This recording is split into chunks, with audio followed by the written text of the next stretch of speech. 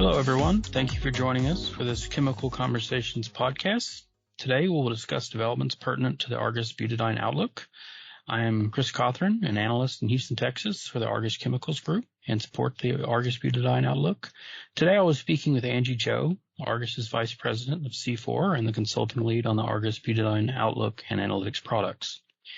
So to start things off, Angie, for the next few months for butadiene in particular, but also, largely C4s, what do you see in terms of butadiene price and demand trends and what's really keeping those trends going? Thanks, Chris. Yeah, sure. There's quite a bit going on in the world of butadiene. What I would say is we have two sides of the story. We have the macro factors and we have the fundamentals. From the macro perspective, it's the same thing as with every commodity out there, whether it's agriculture or chemicals or oil products, etc. But really, that is global economic and inflationary fears. Also, the COVID lockdowns and a weak housing market in China. There's less government money in the pockets of U.S. and European consumers, so they don't have as much funds to put toward durable goods, as well as a shift in behavior. We have more and more people traveling. We saw that this summer with some of the European airports were canceling flights and restricting the number of passengers per flight because of the shortage of airline pilots and also support staff. And in addition to that, we have a return to work as opposed to work from home, as well as kids are back to school and back to school activities, after school activities. Mm-hmm. So that's it from the macro side. That's it. I should say that's it. That's quite a bit. But that's a lot of. Right. Yeah. From the fundamental side, it's a really odd time, and it's been an odd time for at least the last year, where the U.S. has been the global price leader for butadiene. And that is a shift from what we know historically, where Asia Pacific typically took the lead and all eyes were on Asia. We'll talk more about why that is, but okay. But yes, that definitely has had an impact in the short term. Mm-hmm. So, all this going on in these macro trends, how is this affecting producers and sort of really what butadiene is produced from and globally and regionally? Right. So butadiene is a co-product, meaning it is, for the most part, not produced on purpose. There are a few ways to make it on purpose, but a vast majority of butadiene is produced via an ethylene cracker. And one of the struggles that we've seen since, let's call it early summer, we saw signals from Asia of very tight ethylene cracker margins because of weak derivative demand from the ethylene and propylene segments. And let's face it, cracker operating rates are driven by ethylene demand and not butadiene or other co-products in IM. So it's really, butadiene is at the mercy of ethylene, and it always has been, and it will be until there's more ways to produce BD on purpose, economic ways, I should say. So what we've seen is globally cracker operators have curbed back on operating rates. And again, this is due to weak ethylene and propylene margins. So as a result of lower cracker operating rates, what happens is there's less feedstock crude C4, and crude C4 is how butadiene is produced. So that has certainly helped in propping up prices globally for butadiene, particularly in the U.S. and in Europe. So what I would say is Asia was the first to lower operating rates. That probably started, let's call it early summer or even late spring. And in the past, what we've seen when cracker operators in Asia have lowered rates is the BD to naphtha spread in Asia was quick to bounce back, usually within a few weeks' time, maybe a month. But as I've mentioned, Asian crackers have been running at reduced rates since early summer. So it's been months, and that has been very confusing to the market because no one knows how long this will last, or if there is a new normal. And there's just really not a lot of guidance. We have seen very, very recently an uptick in Asian prices, but it's still questionable whether or not this is just temporary or if it has some legs to it. Looking over to Europe, what I would say is some believe that cracker operators are running at about 70% or even lower, whereas in the U.S., crackers are probably running in the mid to high 70% operating rates. So again, this is why we have less crude C4 globally and maybe what you would say higher than expected BD prices in the U.S. and Europe. So, if we have the status quo of today, what's going to look like for supply and demand sort of on the horizon? I mean, what do you see in terms of responses to some of these conditions and, the impacts on economics, things like that for these producers? Sure. What I would say right now for Asia, what's troublesome for that region is managing supply demand. It sounds obvious, but the reality is that BD supply has been much quicker to start up relative to new derivative projects.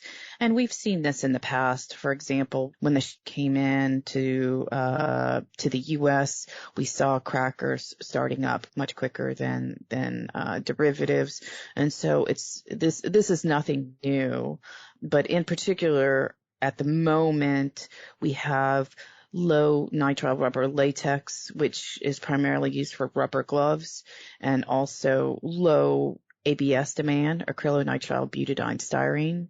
And ABS goes into a number of segments. It can go into white appliances, washer dryers, dishwashers, refrigerators. It can also go into medical equipment. It goes into toys and several other items. And so it's really a good indicator of what consumer demand looks like because there are so many segments that ABS goes into. But the bottom line is these two sectors, nitrile rubber latex and ABS, account for probably the top 2 of 3 growth areas, in terms of new projects. But eventually, I am optimistic that these derivatives will come on stream, and this will, of course, help absorb this BD supply. In Europe, what I would say the struggle is high natural gas costs, particularly as we move into the winter. We saw elevated prices even in the summer months, but we anticipate that there could be potential for high prices into the winter again, although there is a possibility that Europe is prepared enough for the winter. But in any case, assuming that natural gas prices are high this winter and there's just not enough supply, the real struggle for BD producers in Europe is how to pass through these costs into the monthly contract price discussions. And what we've seen in the past year is that producers unfortunately have not been able to fully recover those costs. And really the price driver when the MCP went up has been more on supply demand rather than implementing energy cost. And it's also frustrating for BD producers because several of the derivative producers have implemented their own surcharges across the rubber and styrene block copolymer chains. So we see that happening in the derivatives, but not in the monomer.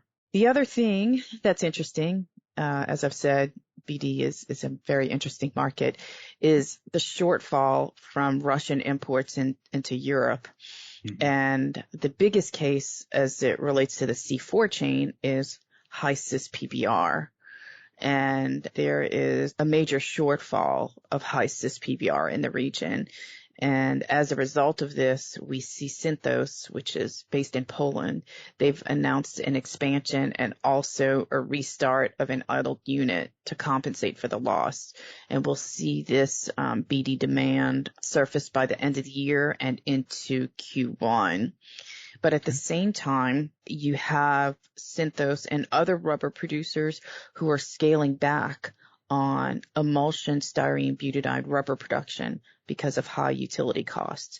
So it's limited in terms of what has strong demand in Europe versus weak demand. So, Angie, let me ask you this.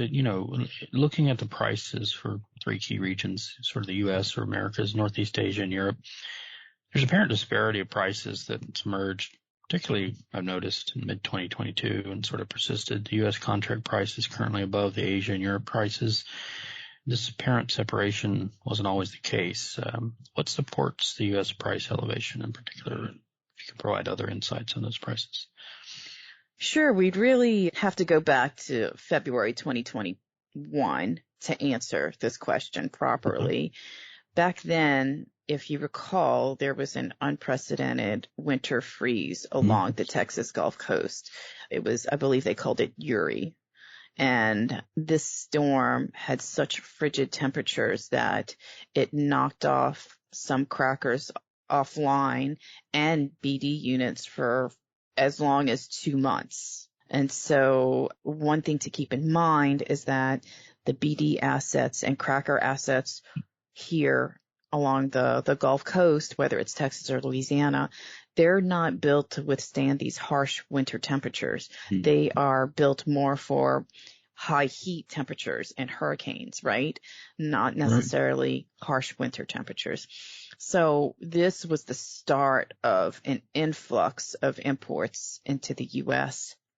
And so eventually it looked like things were turning to a more balanced state as we approached the end of 21 and early 22.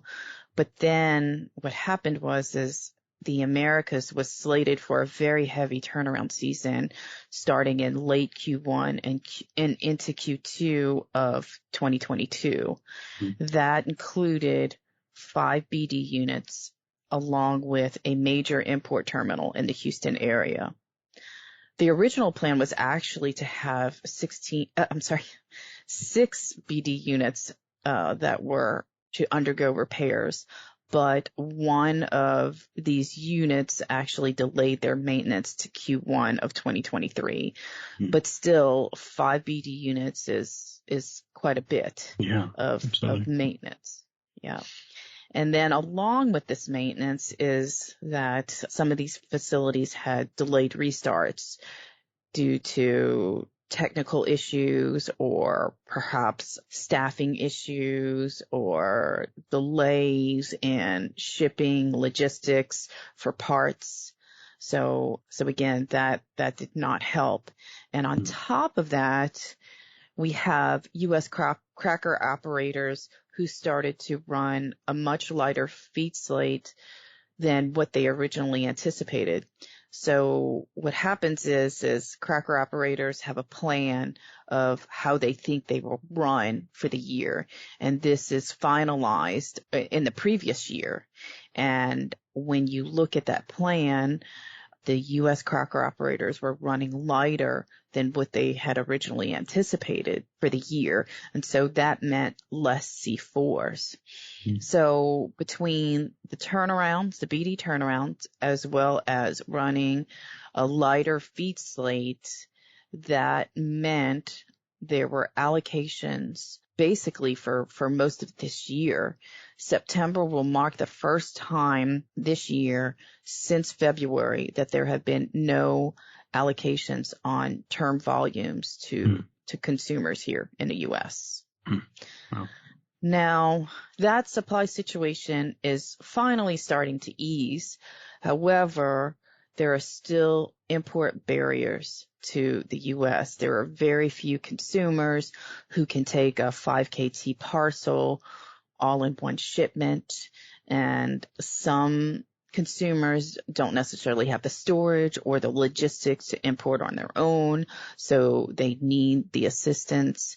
And in addition to that, there are very stringent requirements on the USBD pipeline system, and it specifies that the BD content and other specifications need to meet a certain quality in order to be accepted. So as such, what we could see is an elevated USCP over a more prolonged period than what was anticipated. Very interesting. That wraps up all the questions. Thank you, Angie, for your industry insight on this. And thank everyone for tuning in to this Argus Chemicals Conversation podcast. Thank you, Chris. Thank you.